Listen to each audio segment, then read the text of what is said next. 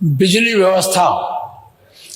व्यवस्था हमारे शर्मा जी कह ही रहे हैं, आप लोग भी कह रहे हैं, लेकिन बिजली व्यवस्था इतनी खराब क्यों है?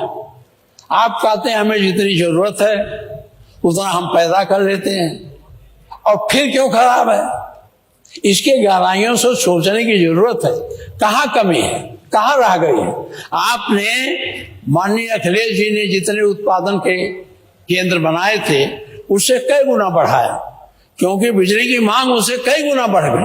अब हर छोटा घर भी जिसके पास है, कुछ भी नहीं है, वो भी चाहता मेरे घर में बल्ब जलाए। तो जब बिजली की मांग बढ़ी तो उसी अनुसार उत्पादन बढ़ाना चाहिए। आप कोयले से बिजली बनाते हैं, महंगी बनती है। पहाड़ हमारे हाथ से निकल गए, उत्तराखंड में चले गए। अब हम जो है हाइड्रो इलेक्ट्रिक नहीं बना सकते। कोई प्रयास करें, योजना बनावें और वैज्ञानिकों को बैठावें। आपके उसमें घाघरा में सबसे ज्यादा पानी रहता है, और उस पानी से क्या आप बिजली बना सकते हैं? अगर ये बन जाए तो छोटे छोटे जगह बना करके, महंगा तो पड़ेगा लेकिन लोगों को आसानी से बिजली मिल जाएगी। अच्छा, मंत्री जी कह रहे संभव नहीं है, ठीक है, मान लिया नहीं संभव, क्योंकि पहाड़ तो आप चला गया, पहाड़ इसमें था तब आपके पास तमाम साधन थे। नेपाल से वार्ता करिए, नेपाल तो तैयार हो जाएगा आपसे बात करने को। उसके यहाँ बिजली लगाइए, बिजली दीजिए और अपना बिजली लीजिए। इसलिए बिजली के उत्पादन को बढ़ाने की जरूरत। बार बार ये कहने से हमने ये कर दिया, हमने वो कर दिया, ये कोई काम नहीं है। अब माननीय मुख्यमंत्री जी, मैं अपने जिले का एक बात बता, आपने 1 अरब, आप सोचिए 1 अरब 70 करोड़ रुपया हमारे जिलों को दिया है कि, और 2 साल हो गया देना, कि वो बिजली की लाइन बदल दे, तार जर्जर टूट गया। हम उसका दफ्तर खोजते खोजते परेशान हो गए, आज तक दफ्तर नहीं पाया। जब वो जान गया कंपनी नहीं है, कौन में आज कंपनी नहीं जान पाया। सीडीओ से पूछता हूं तो बताते थे उसका दफ्तर वहां गया, तो कहा यहाँ दफ्तर नहीं। ये रुपया खाने की है। हमारे जब वो जान गया ये मेले हैं, तो मेरे गांव में एक दिन आया, मैं नहीं था, 2-1 तार उतारा और चला गया, कहा हो गया। बहुत बड़ा घपला। आप देखिए, बजट का पर्यवेक्षण नहीं होगा, बजट का पर निगरानी नहीं रखेंगे तो आपका विकास, चाहे जितना रुपया दे डालिए, आपका विकास संभव नहीं होगा। इसलिए बजट पर आपको पर्यवेक्षण करना चाहिए, और इस पर हमारे समझ से आप करते होंगे, हम नहीं जानते क्योंकि आप मंत्री हैं, मंत्रिमंडल के लोग करते हो, लेकिन इस पर आपको देखना चाहिए कितना बजट रिलीज हुआ, कितना खर्च हुआ। होता क्या है, आप बजट पास कर लेते हैं, कंसोलिडेटेड फंड्स में उतना पैसा रहता नहीं देते हैं टाइम से, और जब देते हैं तो 31 मार्च को देते हैं मुख्यमंत्री जी। यहाँ से पहुंचा वहां, फिर आधे घंटे 4 घंटे बाद वापस आ जाता है। ये न करिए, बजट को सही ढंग से करिए। हम थोड़े कहते हैं पूरा विकसित करिए, एक तरफ से विकसित करिए, लेकिन जिसको करिए बढ़िया करिए। आपने मेडिकल कॉलेज बना दिया, तो मेडिकल कॉलेज 50 बनाने से अच्छा था अगर 10 मेडिकल कॉलेज बनाते, पूरे डॉक्टर रहते, सारे लोग रहते, तो उसमें मरीजों को कुछ लाभ मिलता। ये तो आपका बिल्डिंग खड़ी हो गई और पैसा तनख्वाह में जा रहा है, काम हो नहीं रहा। जो भी करिए जी, खत्म हो गया टाइम क्या? समय कभी खत्म हो ही नहीं सकता, लेकिन फिर भी समय कभी भी नहीं खत्म। बोलने दीजिए। आपके स्वास्थ्य की चिंता मैं कर रहा हूँ। अब आता हूँ मेरे को आपके स्वास्थ्य की भी चिंता, रोजगार पर। अब रोजगार पर ज्यादा नहीं कहूंगा, क्योंकि आप अभी जोड़ा देंगे, इतना यहाँ भर्ती किया, इतना यहाँ भर्ती किया, इतना 2 करोड़ हो गया। हम कहाँ गणना लिए घूम रहे हैं? धन्यवाद। हम गणना लिए तो घूम नहीं रहे। इसलिए मानवर रोजगार के लिए एक बात थोड़ा शिक्षा में जरूर कहना चाहता हूं। शिक्षा में मानवर, प्राथमिक शिक्षा की तो आपने व्यवस्था देखी है, लेकिन उच्च शिक्षा में अगर आप व्यवस्थित नहीं करेंगे तो उच्च शिक्षा शोध का भी करता है, नए नए आविष्कार करता है, उसके लिए उसको बजट देना चाहिए।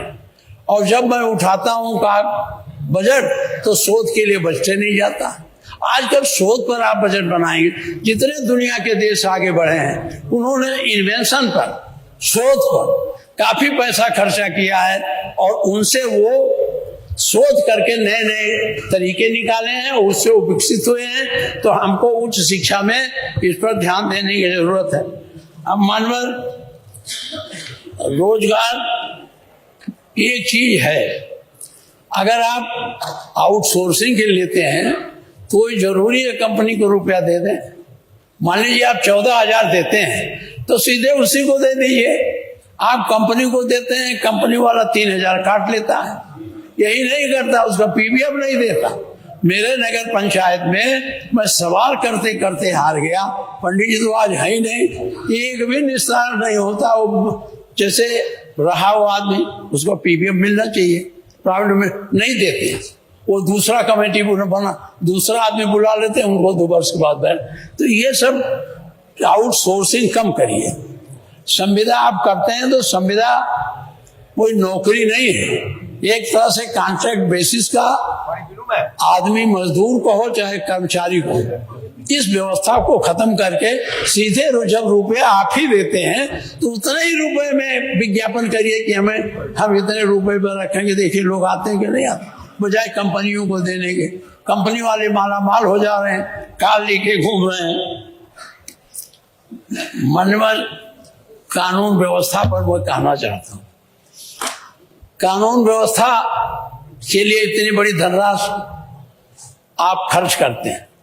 पहले एक थाने में 13 सिपाही होते थे और एक सब इंस्पेक्टर होता था, एक मुंशी होता था।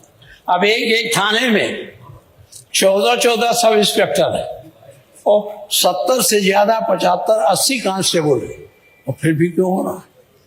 हम प्रिवेंटिव क्यों नहीं सोचते? हम जब गुंडई हो जाए, गोली चल जाए, तब हम उनको पकड़ें, उनको दंड दें। इससे बेहतर है कि हम पहले से इसकी पूरी तैयारी करें। और कानून व्यवस्था तो जो है वो है ही है।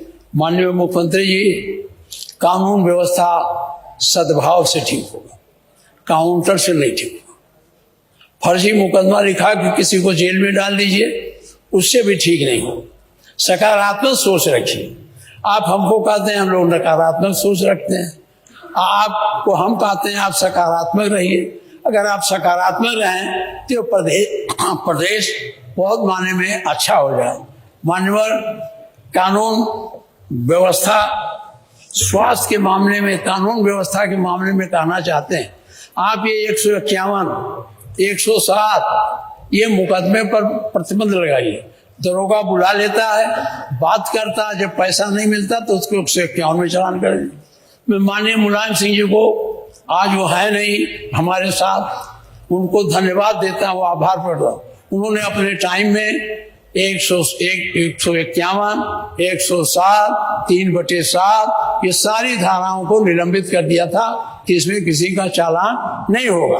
आज पुलिस 151 दिखाकर बड़े बड़े लोगों को बुलाती है, डरवाती है, कहती है जेल भेज देंगे, नहीं हमको ऐसा करो। हम लोग दरखास्त देते हैं, कोई सुनने वाला नहीं मिलता, कोई सुनने वाला नहीं मिलता है। तो इसलिए इस प्रथा को आप थोड़ा कम करिए, मेरा ये आपसे आग्रह है। एक बात, कितना भी बोल रहे हैं, खत्म करें क्या? नहीं सर, खत्म तो आपका कभी हो ही नहीं सकता, लेकिन अभी रुक जाइए। अच्छा, अभी तो मुख्यमंत्री जी गरमाए ही नहीं, अभी तो ठंडे ठंडे हैं।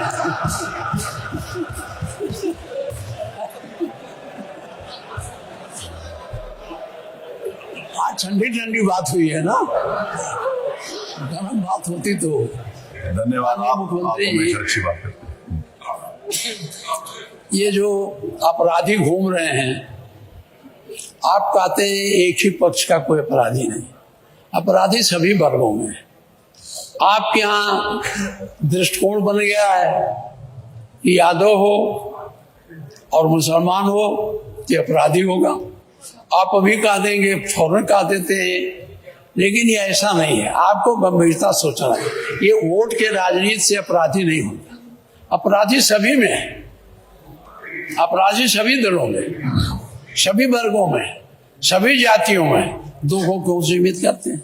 अच्छा, आप घर गिरवा रहे हैं, क्योंकि जब आपने कह दिया किसी का घर नहीं गिरे गरीब का, तो झोपड़ियां क्यों तहसीलदार गिरा देता, क्यों जाता है गिराने? हम लोग कहते हुए मुख्यमंत्री का है, देख लो ये 20 बीघा मैदान है, एक किनारे एक आदमी मंदिर बना लिया, उसमें रहने के लिए बगल झोपड़ी बना लिया।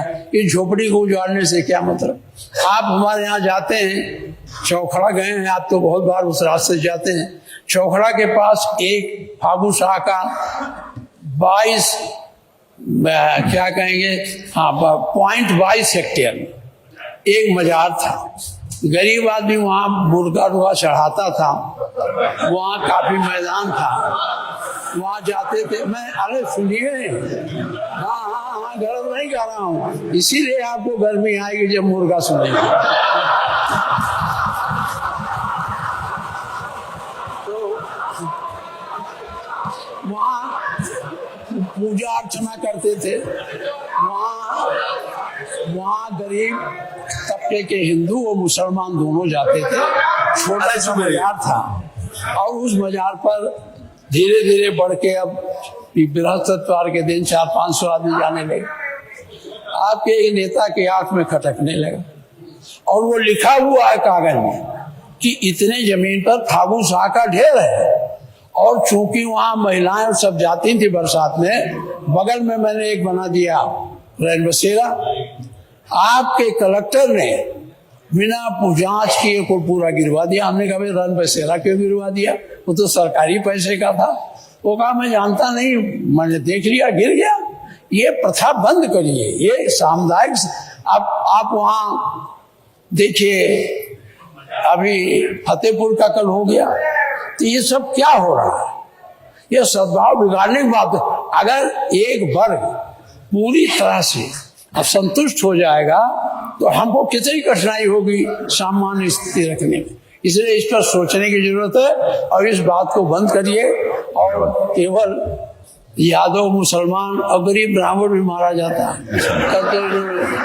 इन्होंने कहा कि 2 अपराधी थे, वो ब्राह्मण थे, मार दिए गए और बहुत अपराधी घूम रहे हैं।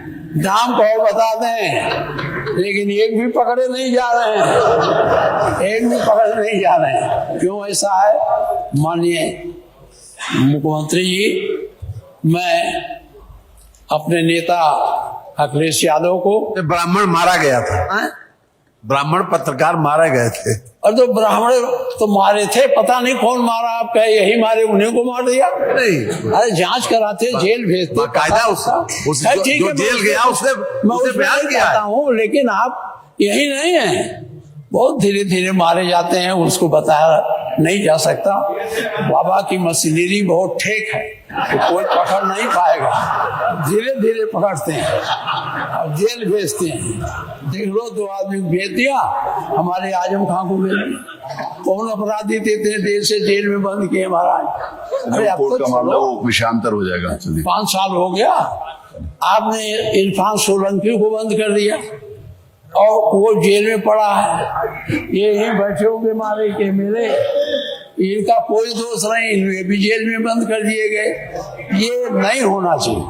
ये आप जैसे व्यक्ति के लिए, और जिस मठ से अब आए हैं वहाँ ये नहीं था, वहाँ दोनों संप्रदाय के लोग थे और उस संप्रदाय को आप एक तरह से जानबूझकर हैरत करें, परेशान करें। ये तो आ गए पाकिस्तान पर हमारे मंत्री जी पाकिस्तान जिनको जाना था गए। उसी में मौलाना आजाद भी थे जो पाकिस्तान बनाने के विरोधी थे, और महात्मा गांधी ने कहा था कि आप लोग रहो, आपकी हम सुरक्षा देंगे। महात्मा गांधी ने कहा था, पंडित जवाहरलाल नेहरू ने कहा था, उनके आश्वासन पर सारे लोग जो जाने नहीं वाले थे वो रुक गए। तो उनकी आज हमारी सुरक्षा की जिम्मेदारी, घबराओ ना, आपको भी जाना पड़ेगा। तो ये हमारी जिम्मेदारी है उनकी सुरक्षा देने की। बहुत बहुत धन्यवाद। एक चीज चाहे नहीं वो गड़बड़ा जाए, ये बात भी कह दीजिएगा।